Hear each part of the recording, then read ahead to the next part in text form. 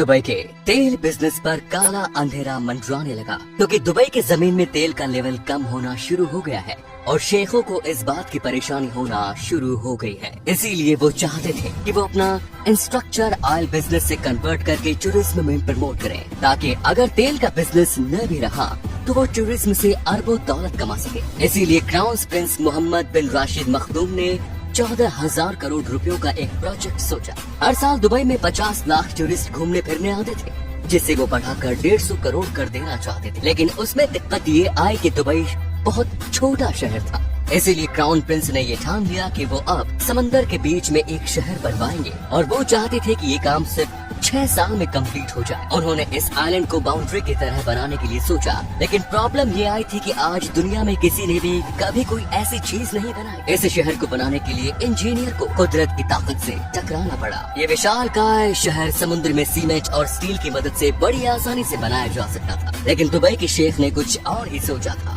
वो चाहते थे कि इस शहर को पूरी तरह से कुदरती सामग्री से बनाया जाए ताकि ये आसपास के माहौल में घुल मिल सके। इस प्रोजेक्ट में इतनी रेत और इतनी चट्टान लगने वाली थी जितने में तो दुनिया के चारों तरफ 2.5 मीटर दीवार बन सकती है। और इस प्रोजेक्ट को अंजाम देने के लिए दुबई ने दुनिया भर के खास इंजीनियर्स को हायर किया। इंजीनियर्स को ये फिक्र थी कि सर्दियों में उत्तरी तूफान से आने वाली हवाएं और 2 मीटर ऊंची लहरें इस शहर पर वार जरूर करेंगी। सभी जांच पड़ताल के बाद इंजीनियर्स ने हिसाब लगाया कि उन खतरनाक लहरों से बचने के लिए उन लहरों से करीब 3 मीटर ऊंची और 11 मीटर लंबी दीवार बनानी चाहिए। समंदर में दीवार खड़ी करने के लिए करोड़ों रुपए के 3 जॉर्जेस मंगवाए गए, जो कि समंदर में रेत लाकर डालते जा रहे थे। अब समंदर में रेत का थमे रहना आसान नहीं, इसीलिए रेत को थामे रखने के लिए इसमें 6-6 टन के पत्थर डाले गए। इस विशाल प्रोजेक्ट में कुछ भी पत्थर के भरोसे नहीं छोड़ा जा सकता।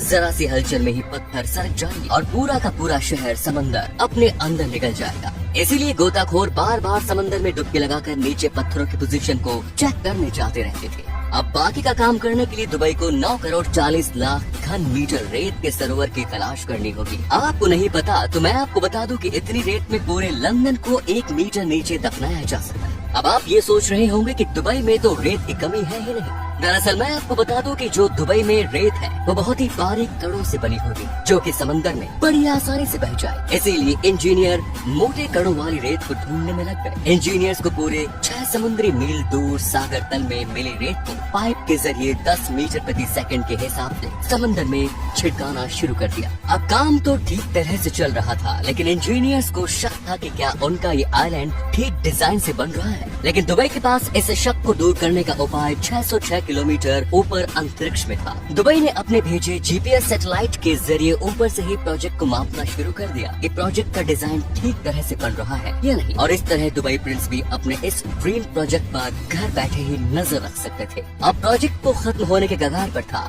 लेकिन ऐसे प्रोजेक्ट्स में जब काम खत्म हो जाता है तभी कोई प्रॉब्लम जरूर खड़ी होती है। दरअसल उन्होंने देखा कि समुद्र का पानी योजना अनुसार द्वीप के चारों तरफ नहीं घूम रहा है। लोगों ने इस आइलैंड के छोटे से हिस्से के लिए भी लाखों डॉलर खर्च किए और ठहरे हुए पानी को तो वो बिल्कुल बर्दाश्त नहीं करेंगे। इस समस्या का समाधान इंजीनियर्स को जल्द ही ढूंढना होगा। इसका सोल्यूशन इंजीनियर्स ने ये निकाला कि अगर वो दीवार में 2 छेद करें तो उन होल्स में से ताज़ा पानी बहकर चारों तरफ फैल जाएगा और दूसरी तरफ भी ऐसा ही कुछ करना होगा ताकि वो पानी बाहर की तरफ निकल सके। अब जैसे जैसे प्रोजेक्ट को खत्म करने की डेडलाइन पास आती चली जा रही है, वैसे वैसे ही इंजीनियर्स अपने काम को अंजाम देने के लिए लगे हुए हैं। अब 12-12 घंटे काम करने वाले एशिया के 40,000 वर्कर्स को काम में लगाया गया। इन लोगों को 48 डिग्री की झुलसती गर्मी में काम करना था। इस प्रोजेक्ट में 51 अलग अलग कॉन्ट्रैक्टर्स होटल, बिल्डिंग्स, सड़कें वगैरह बनाने में जुटे हुए हैं। आपको ये बात जानकर हैरानी होगी कि बिक्री शुरू होते ही पहले 3 दिनों में सारे के सारे मकान बिक गए। इनमें से सबसे महंगा मकान 12 लाख डॉलर्स का था।